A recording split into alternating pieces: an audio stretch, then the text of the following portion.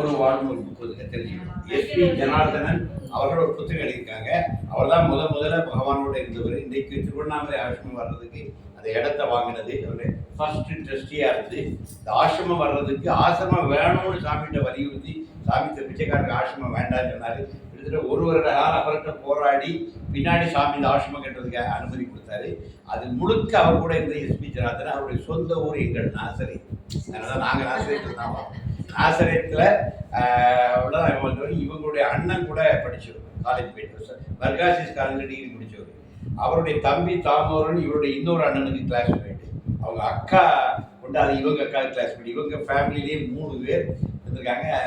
நாசரேத்தில் இருந்தவங்க பின்னாடி அவங்க தொழில் ரீதியாக அவங்க போய் செட்டில் ஆகிட்டாங்க, பெங்களூரில் போய் செட்டில் ஆகிட்டாங்க. எஸ்பி ஜனார்தனன் ஒரு சாமிகிட்ட இருந்து ஒரு 10 ஆண்டு காலம் பகவானுக்கு சேவை செஞ்சுட்டு அவர் வெளியே வந்தோடனே ஒரு உண்மையுடன் ஒரு வாழ்வு புக் எழுதினார். அது முழுக்க சாதாரண நடை, எளிய நடை. அவர் ஒரு வியாபாரி, நான் ஒரு வியாபாரி. அப்போ என்கிட்ட பெரிய இலக்கியெல்லாம் கிடையாது, என் மனசில் பட்டது. ஆனால் அது சொல்ல வார்த்தை தான் உண்மையுடன் ஒரு வாழ்வு. அந்த புக்கு என்ன புக்குன்னா அவர் உண்மையா யோகித்த என்ன பார்த்தங்கிறத அப்படியே பதிச்சுப்பார். அந்த நடை பார்த்தீங்கன்னா சாதாரண பேச்சு மொழியாக தான் இருக்கும். புத்தகத்தை படித்து பார்த்தா பேச்சு மொழியில் தான் இருக்கும், பெரிய இலக்கிய மொழியில் தான் இருக்காது. ஆனால் அது உண்மை இனிக்கும். உண்மையை நீங்கள் எப்படி சொன்னாலும் எளிமையாக சொன்னாலும் எப்படி சொன்னாலும் அந்த உண்மை எனக்குமே ஒரு அமிர்தம். உண்மைக்கு தான் அமிர்தம், அமிர்தத்துக்கு நிகரானது. அதிலிருந்து மாசம் தோறும் நம்ம மீனாட்சி ஒரு அற்புதத்தை எடுத்து சொல்லுவாங்க. இன்றைக்கு ஒரு அற்புதம். இன்னைக்கு நம்ம பார்க்க போறது ஜனார்தனன் ஐயாவுடைய உறவினர் பார்த்தசாரதி ஐயா. அவங்க இப்பவும் இருக்காங்க. அவங்களுடைய வாழ்க்கையில நடந்த ஒரு அனுபவத்தை தான் நம்ம இன்னைக்கு பார்க்க போறோம்.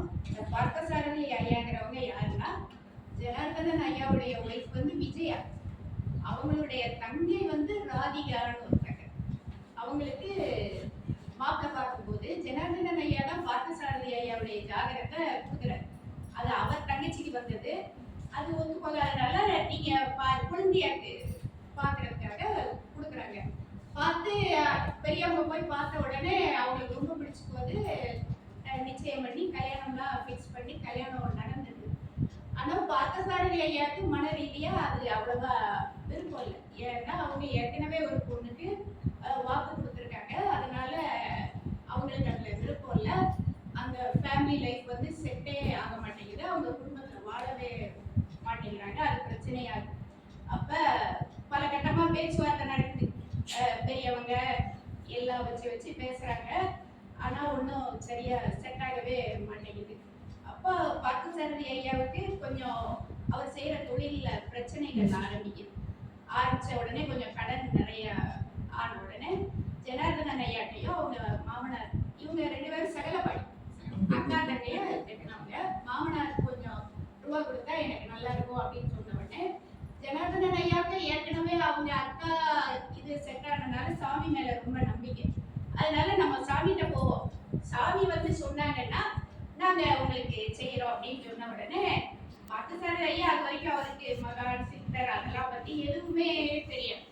ஆனாலும் சரி ஏதோ நமக்கு பிரச்சனை தீர்மை அப்படிங்கிறதுக்காக ஃபர்ஸ்ட் டைம் அவங்க சாமியை பார்க்க போறாங்க. 76வது வருஷம் போறாங்க. போய் எல்லா ஃபேமிலியா இன்ட்ரடியூஸ் ஆகி பார்த்து பேசிட்டு இருக்காங்க. அப்போ அவங்க போன உடனே சாமி அவரோட கை 2யும் பிடிச்சிக்கிட்டு தேங்க்யூ காட் பார்த்தசாரதி எப்படி என்கிட்ட வந்துட்டாருன்னு சொல்றாங்க. அவருக்கு அது ஒரு மாதிரி ஒரு புதுசா இருக்கு. இப்பதான் நம்ம ஃபர்ஸ்ட் டைம் பாக்குறோம். நான் சாஸ்தானமா விழுந்து கூட வணங்கல, சும்மா அப்படியே முழங்கால் போட்டுட்டு அப்படியே உட்கார்ந்துக்கிட்டேன். அப்போ எனக்கு அதெல்லாம் பழக்கம் இல்லை அப்படின்னு சொல்லி அவர் சொல்றாரு.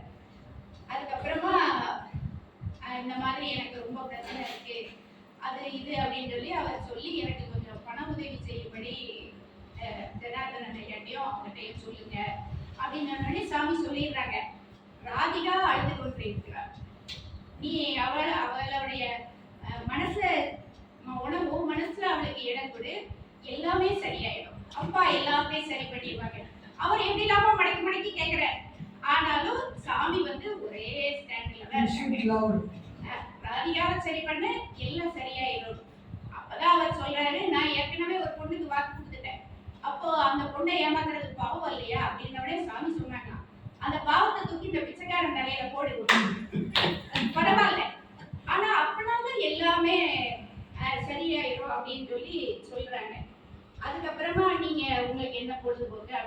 விஷயமா கேட்குறாங்க. அப்போ நான் வந்து கவிதைகள்லாம் எழுதுவேன்னு, அப்போ இந்த பிச்சைக்கார மேலேயும் ராதிகா மேலேயும் நிறைய கவிதைகள் எழுதுங்க அப்படின்னு சொல்லி சொல்றாங்க.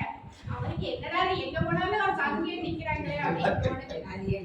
அதுக்கப்புறமா நீங்க எழுதின கவிதை ஒண்ணு சொல்லுங்க அப்படின்னு சொல்றாங்க. மிஸ்ஸரிஸ் அப்படின்னு அது ஒரு கவிதை அவர் எழுதியிருக்கார்.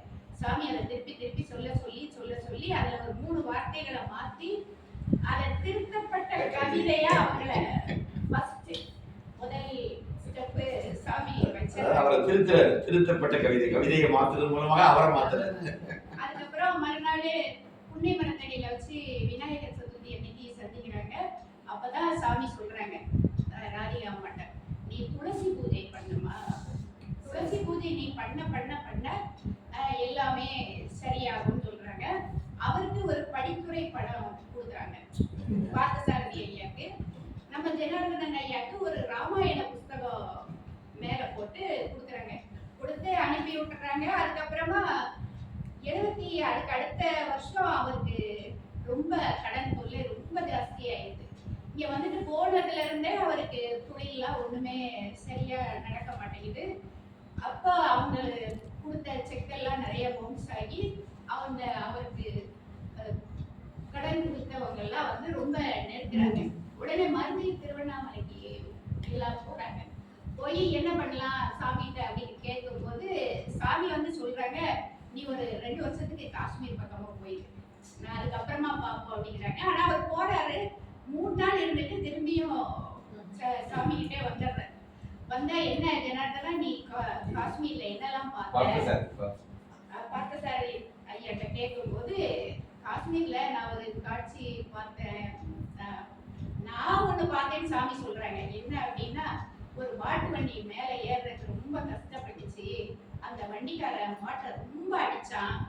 அதை பார்த்த உடனே இந்த பிச்சைக்காரனுக்கு கண்ணீரா வந்துச்சுன்னு சாமி சொல்றாங்க. அப்ப பார்த்தசாரதி ஐயா கேட்கிறாரு, அப்ப அந்த மாடு நான் தானே சாமி, நான் தான் அடி வாங்கிட்டு இருக்கேன் அப்படின்னு சொல்றாரு. இல்லை பார்த்தசாரதி, அது ராதிகா. ராதிகா தான் மனசளவுல ரொம்ப அழுதுகிட்டு இருக்கா. அந்த அழுகையை நீ நிப்பாட்டு, எல்லாம் சரியாயிரும் அப்படின்னு. அவர் திரும்பி அவங்க ஊருக்கே குடியேறதுக்கே போயிடுறாரு. எல்லாருமா சேர்ந்து கேஸ் போட்டு அவரை வேலூர் ஜெயில வச்சிடுறாங்க. 18 நாள் வேலூர் ஜெயில பார்த்தசாரதி ஐயா இருக்காங்க.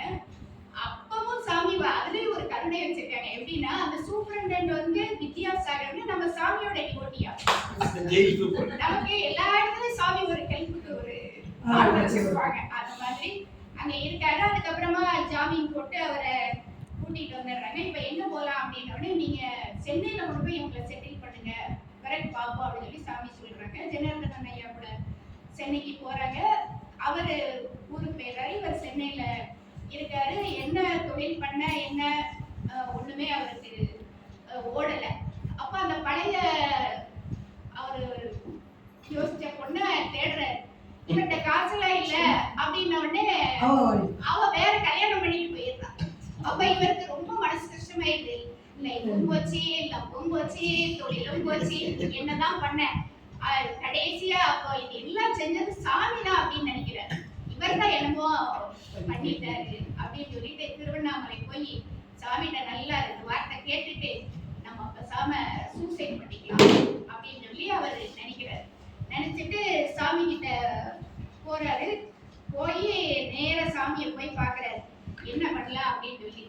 அந்த அன்னைக்கு பார்த்து சாமி வந்து தோப்பு மீனாட்சி சுந்தரர் அந்த ஐயா கூட ஒரு சக்கரத்துல இருக்காங்களாம். இவரை பார்த்த உடனே சாமி கூப்பிட்டு பக்கத்துல வச்சு கையை இறுக்கமா பிடிச்சுக்கிறாங்க.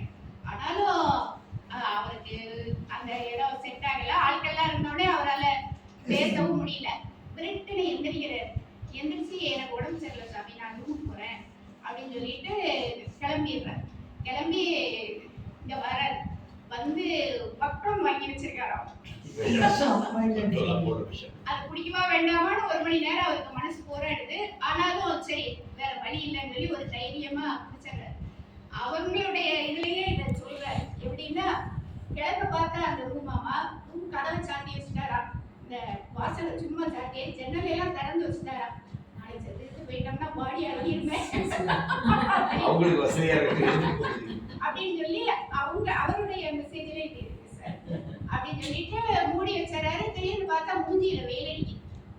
என்னடா அது, செத்துட்டோமா உயிரோட இருக்கோமா என்ன நடக்குது அப்படின்னு பார்த்தா, ஐயோ உயிரோட தான் இருக்கோம்ன உடனே சாமி மேல ரொம்ப கோவம் வந்துடுது.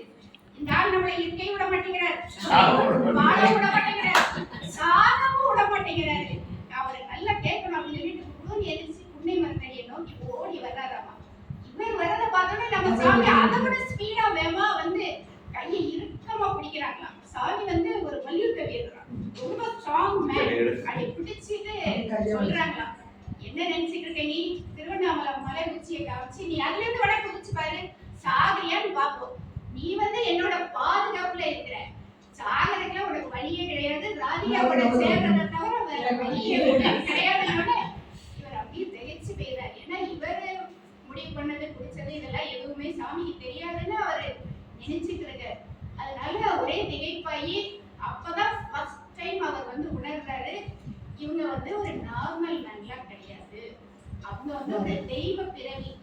அதனால இனிமேல் நமக்கு சரண்டர் ஆகிறது தவிர வேற வழி இல்லைன்னு சொல்லி ஃபர்ஸ்ட் டோட்டல் சரண்டர் வந்து அப்பதான் சாஷ்டாங்கமா சாமி காலில் விழுந்து வணங்குறாங்களாம். அவங்க அதை அப்படி சொல்றாங்க, இந்த நாய்க்குட்டி வாழை சுருட்டுற மாதிரி அப்பதான் சுருட்டிட்டு நான் அமைதியா இருந்தேன்.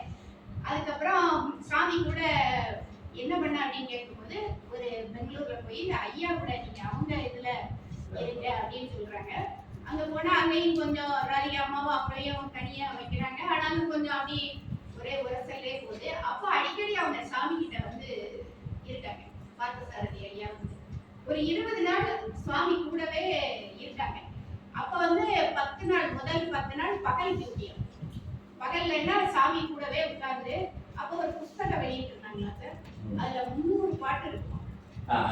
ஜெயந்தி மலர், ஜெயந்தி முதல் ஜெயந்தி மலர் 300 பாட்டையும் ஃபுல்லா கரெக்டா ராகமா ஆர்டரா பாடணுமா, எல்லாருக்கும் ஒரு புக்கு கொடுப்பாங்களா, எல்லாரும் பாடணுமா அந்த டியூட்டி. அதுக்கப்புறம் நைட் ஆனோடனே நீங்க சத்திரத்துக்கு போய் ஓய்வு விடுங்க. அதுக்கு அடுத்த 10 நாள் நைட் டியூட்டி. எப்ப வர அப்படின்னு கேட்கும்போது 7 மணிக்கு வாங்க அப்படின்னு சொல்லுவாங்களா சாமி. ராத்திரி 7 மணிக்கு. ராத்திரி 7 மணிக்கு. 7 மணிக்கு வந்த உடனே இந்த பிச்சைக்காரர் ரொம்ப பிஸியா இருக்கா, நீங்க 8 மணிக்கு வாங்களேன் அப்படின்னோடனே இவர் என்ன பண்ணுவாரா, அந்த வீதியை சுத்தி கோயிலை சுத்தி அப்படியே ஒரு ரவுண்ட் அடிச்சுக்கிட்டே இருப்பாராம். சாமி வந்து அவங்கள அப்படி வலம் வர வச்சிருக்காங்க, அவருக்கு அது தேவையா இருக்கிறதுனால. அப்புறம் 8 மணிக்கு வந்தா 9 மணிக்கு வாங்க வாங்கலாம், சில நேரம் அந்நேரம் கதவை திறந்துருவாங்களா, இல்லைன்னா 10 மணிக்கு வாங்களேன் அப்படின்னு. 10 மணிக்கு வந்த உடனே கதவெல்லாம் கூட்டிட்டு அவரும் சாமியும் மட்டும் இருப்பாங்களா. அந்நேரம் அவங்க சாமி வந்து யோகி ராமா சுரத குமாரா ஜெய குரு ஜெய குரு ஜெய குரு ராயா, இதுதான் சாமி அப்போ பாடுவாங்க. அந்த சாமி போய் படுத்துட்டு இப்படி கையை காட்டுவாங்க. அப்ப இவர் தொடர்ந்து பாடணுமா. ஒரு 1:30 மணி 2 மணி ஆகும்போது இவருக்கு ரொம்ப தூக்கமா வருமாமா, தொண்டையெல்லாம் காஞ்சி போயிருப்பான். மண்பானை எடுத்து டங் அப்படின்னு வைப்பாராம். எதுக்குன்னா சாமி முடிச்சுட்டு போக நீ படுத்துக்கோன்னு சொல்லிட மாட்டாங்களா அப்படின்னு. இருந்தாலும் விடாம பாடுவாங்களாம். கடைசி 10வது நாள் ஆகும்போது சாமி ஒரு 3 மணி இருக்கும்போது எந்திரிச்சாங்களாம். எந்திரிச்சு நேரா வந்து அப்படியே உட்கார்ந்து நான் சொல்றத அப்படியே திருப்பி சொல்லுங்க அப்படின்னு சொல்லி யோகி ராம் சுரத்குமார், யோகி ராம் சுரத்குமார், யோகி ராம் சுரத்குமார் அப்படின்னு சொல்லிட்டு தலையில கை வச்சுட்டு சரி நீங்க திரும்பி பாடுங்க அப்படின்னு படுத்துக்கிட்டாங்களாம். இவருக்கு அந்த அந்த இதுக்கு அப்புறமா இந்த பசி தூக்கம் எல்லா களைப்பு எல்லாம் எதுவுமே அதுக்கப்புறம் அவரை ஒண்ணுமே செய்யலையாமா. ஆனா ஒரு மாதிரி அவர் சொல்றாரு, நான் வந்து ஒரு மேட்னஸ் ஆயிட்டேன், எனக்கு என்ன நடக்குது உலகத்துல எல்லாமே பொம்மை மாதிரி தெரியுது, யார் பேசுறதுமே அவர் காதுல விழவே இல்லை, சாமி சொல்றது மட்டும் கேக்குது. ஒரு வாரம் உண்மத்த நிலையில அப்படின்னு நான் இருந்தேன். அதுக்கப்புறமா திரும்பி ஊருக்கு போயிட்டேன். அப்ப ஜனார்தனன் ஐயா வந்து ராம் தீர்த்தர் அப்படிங்கிற சுவாமி ராம் தீர்த்தருடைய in books of God realization அப்படிங்கிற ஒரு புத்தகத்தை சாமி நிறைய பேருக்கு